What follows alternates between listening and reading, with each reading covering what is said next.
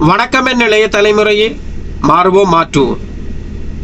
இன்றைய காணொளியில் நாம் பார்க்க இருப்பது இலங்கையில் அண்மை காலமாக இடம்பெற்று வரும் கைதுகளும் சில மர்ம மரணங்கள் பற்றிய ஒரு ஆழ்ந்த ஆய்வைத்தான். இது ஒரு அரசியல் மனோவியல் யுத்தமாக இருக்குமோ என்ற சந்தேகத்தை பல அரசியல் ஆய்வாளர்கள் மத்தியில் எழுப்பியுள்ளது. இலங்கையின் அண்மைக்கால அரசியல் மற்றும் தேசிய பாதுகாப்பு வரலாற்றில் கடந்த சில மாதங்களாக அரங்கேறி வரும் சம்பவங்கள் வரும் சட்ட ரீதியான விசாரணைகள் என்பதற்கும் அப்பால் நகர்ந்து நாட்டின் ஒட்டுமொத்த பாதுகாப்பு மற்றும் நிர்வாக கட்டமைப்பிலேயே பல்வேறு விவாதங்களை உலுக்கிக் கொண்டிருக்கின்றன. 2019ஆம் ஆண்டு ஒட்டுமொத்த தேசத்தையும் உலுக்கிய ஈஸ்டர் ஞாயிறு பயங்கரவாத குண்டுவெடிப்பு சம்பவங்கள் தொடர்பான புதிய விசாரணைகள் ஒரு கட்டமாக முன்னாள் புலனாய்வு பிரிவு தலைவரான மேஜர் ஜெனரல் சுரேஷ் சலே குற்றப்புலனாய்வு திணைக்களத்தினால் கடந்த பிப்ரவரி மாதம் கைது செய்யப்பட்டார்.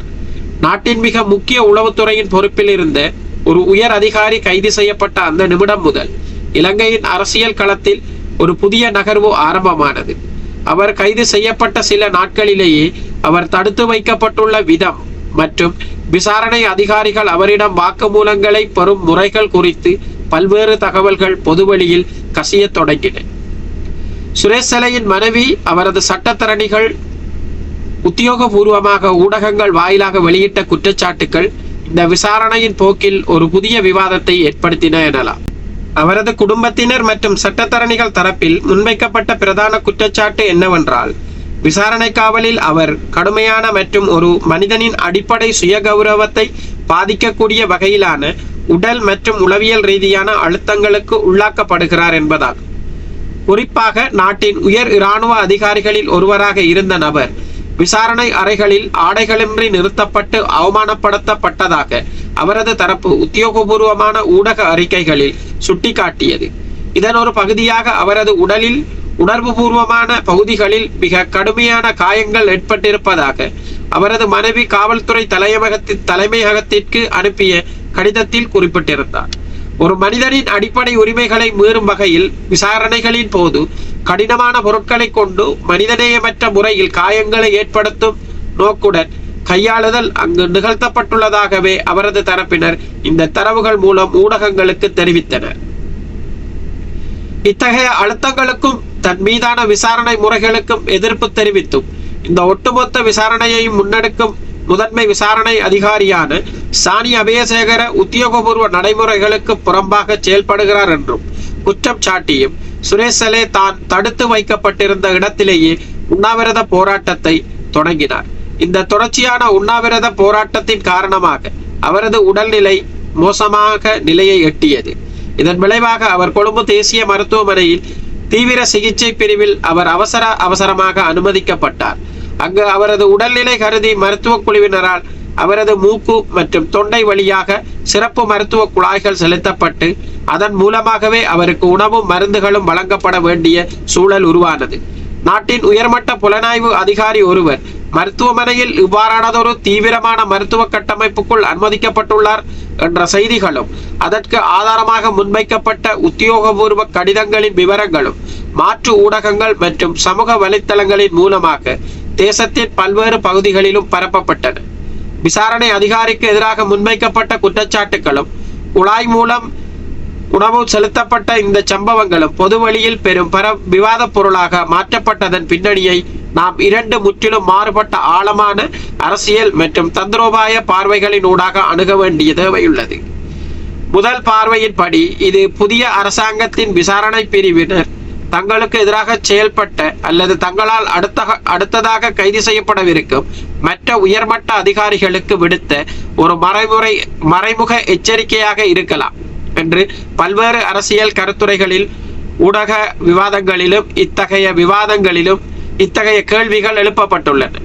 நாட்டின் பாதுகாப்பு மற்றும் உளவுத்துறையின் முக்கிய பொறுப்பில் இருந்த சுரேஷ் சலையிற்கு சானி அபேசேகர போன்ற அதிகாரிகளின் விசாரணைகளில் இவ்வாறான அழுத்தங்கள் ஏற்படும் என்றால் அடுத்ததாக கைது செய்யப்பட போகும் ஏனைய உயர் அதிகாரிகளின் நிலை இன்னும் எவ்வளவு கடினமாக இருக்கும் என்பதை அவர்களுக்கு முன்கூட்டியே உணர்த்துவதற்காக விசாரணை தரப்பால் கையாளப்பட்ட ஒரு நடைமுறையாக இது சிலரால் பார்க்கப்படுகிறது.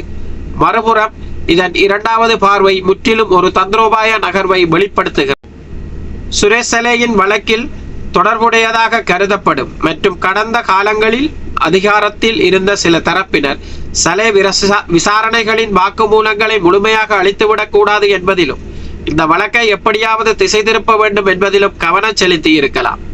எனவே விசாரணை அதிகாரியான சாணி அபேசேகரவை எப்படியாவது இந்த வழக்கில் இருந்து மாற்ற கோருவதற்கு, சலேக்கு மனித உரிமை ரீதியில் ஒரு அனுதாபத்தை உருவாக்குவதற்கும் அவரது மனைவி, வழக்கறிஞர்கள் மற்றும் அவர்களுக்கு ஆதரவான அரசியல்வாதிகளை பயன்படுத்தி இந்த செய்திகளை, உண்ணாவிரத போராட்டத்தையும் அவர்கள் ஊடகங்கள் வாயிலாக பகிர்ந்து கொண்டிருக்கலாம் என்ற கோணமும் அரசியல் தளத்தில் விவாதிக்கப்படுகிறது. இதன் மூலம் இந்த வழக்குடன் தொடர்புடைய ஏனைய அதிகாரிகளுக்கு நீங்களும் ஒருவேளை அரசாங்கத்திடம் வாக்குமூலம் அளிக்க முற்பட்டால் உங்களுக்கும் இவ்வாறான நிலைமைகளே ஏற்படும் என்ற ஒரு பயத்தை அவர்களது மனதில் விதைப்பதற்காக அந்த தரப்பினர் கையாண்ட ஒரு தந்திரோபாய நடவடிக்கை இது என்று வாதாடப்படுகிறது. இத்தகைய இருமுனை பார்வைகளில் மற்றும் அழுத்தங்களின் ஊடாக உருவானதுதான் இலங்கையின் அதிகார வர்க்கத்தை உலுக்கிய அந்த பயங்கரமான அரசியல் உளவியல் அழுத்தங்கள் ஆகும். சமுதாயத்தில் மிக உயர் அந்தஸ்திலும் கௌரவத்திலும் மக்கள் மற்றும் கீழ்நிலை அதிகாரிகளால் மிகுந்த மரியாதையுடனும் அணுகப்பட்ட முன்னாள் போலீஸ் மா அதிபர் சந்தன விக்ரமரத்ன, ஸ்ரீலங்கன் ஏர்லைன்ஸ் நிறுவனத்தின் முன்னாள் தலைமை நிர்வாக அதிகாரி கபில சந்திரசேன மற்றும் நிதி அமைச்சின் உயர் அதிகாரி ரங்கன நிசாந்த ஆகிய மூவரும் இந்த சம்பவங்களின் மையப்புள்ளியாக பார்க்கப்பட்டனர். இவர்கள் மூவருமே கடந்த கால ஆட்சிகளில் மிக முக்கிய முடிவுகளை எடுத்தவர்கள் மற்றும் பல்வேறு நிதி பரிமாற்றங்கள், தேசிய பாதுகாப்பு சார்ந்த தகவல்கள் தெரிந்தவர்களாக கருதப்படுபவர்கள். சுரேஷ் சலேயின் கைதுக்கு பிறகு பழைய கோப்புகள் மீண்டும் திறக்கப்பட்டு லஞ்ச ஊழல் ஆணைக்குழு மற்றும் சிஐடி விசாரணைகள் இவர்களை நோக்கி நகரத் தொடங்கிய சூழலில் இவர்கள் ஒரு இக்கட்டான நிலைக்குள் தள்ளப்பட்டனர். ஒருபுறம் தாங்கள் கைது செய்யப்பட்டால் சுரேஷ் சலேக்கு நடந்த போன்ற கொடுமையான உடல் ரீதியான மற்றும் கௌரவத்தை பாதிக்கக்கூடிய அவமானங்களை எதிர்கொள்ள வேண்டும் என்ற உளவியல் பயம், மறுபுறம் தாங்கள் விசாரணைக்கு கூண்டில் ஏறி வாக்குமூலம் அளித்தால் தங்களோடு தொடர்புடைய ஏனைய தரப்பினரால் தமக்கும் தமது குடும்பத்தின் பாதுகாப்பிற்கும் ஆபத்து ஏற்படும் என்ற அச்சுறுத்தல் நிலவி இருக்கலாம். வாக்குமூலம் அளித்தால் ஒரு தரப்பால் ஆபத்து, அளிக்காவிட்டால் விசாரணையாளர்களால் அழுத்தங்கள் மற்றும் பொதுவெளி அவமானம் என்ற இந்த இக்கட்டான சூழல் இந்த உயர் அதிகாரிகளின் மனநிலையை பாதித்திருக்கலாம். சமுதாயத்தில் மிகுந்த மரியாதையுடன் பார்க்கப்பட்ட இந்த நபர்கள் குற்றவாளி குண்டில் ஏறி சமூகத்தின் முன்னால் நிற்பதை விட அவர்கள் கடுமையான மன அழுத்தம் மற்றும் நிச்சயமற்ற சூழலை எதிர்கொண்டிருக்கலாம் என்ற கருத்து முன்வைக்கப்படுகிறது. இந்த உளவியல் அழுத்தங்களும் அக்கால சூழலும் இந்த மரணங்களுடன் தொடர்புடையதாக இருக்க முடியுமோ என்ற கேள்வியை பல்வேறு அரசியல் கருத்துக்களிலும் ஊடக விவாதங்களிலும் இத்தகைய கேள்விகள் எழுப்பப்பட்டுள்ளன. நீதிமன்ற உத்தரவுகள் பிறப்பிக்கப்பட்ட அடுத்த சில மணத்தியாலங்களில் கபில சந்திரசேனவின் சடலம் மீட்கப்பட்டது. முன்னாள் ஐஜிபி சந்தன விக்ரமரத்ன துப்பாக்கியால் சுடப்பட்ட நிலை மீட்கப்பட்டதும் வெறும் தற்கொலைகளா அல்லது அவை திட்டமிட்டு தூண்டப்பட்ட அல்ல உளவியல் ரீதியாக வழிநடத்தப்பட்ட முடிவுகளா என்ற சந்தேகங்கள் இன்னும் அரசியல் தளத்தில் விவாதிக்கப்பட்டு வருகின்றன. அரசியல் தளத்தில் இவ்வாறான கேள்விகளும் ஊடகங்களும் தொடர்ந்து முன்வைக்கப்பட்டு வருகின்ற இந்த மரணங்கள் காரணமாக இந்த வழக்குகள் தொடர்பாக மேலும் என்ன தகவல்கள் வெளிவந்திருக்க கூடும் என்ற கேள்வியும் இயல்பாகவே எழுகிறது. இந்த நிகழ்வுகள் குறித்து பல்வேறு கேள்விகளும் சந்தேகங்களும் இன்னும் தொடர்கின்றன. அவற்றுக்கான உறுதியான பதில்கள் வழங்குவது முழுமையான சுயாதீனமான விசாரணைகளே ஆகும். சுயாதீனமாகவும் நேர்மையாகவும் விசாரணைகளை நடத்தி வரும் சாணி அபேசேகர மீது நாட்டு மக்களின் நம்பிக்கை இன்னும் தளரவில்லை. எனவே வரும் நாட்களில் இதற்கான விடையை அவர் நமக்கு தருவார் என்ற நம்பிக்கையோடு இந்த காணொளியை முடித்து வைக்கிறேன்.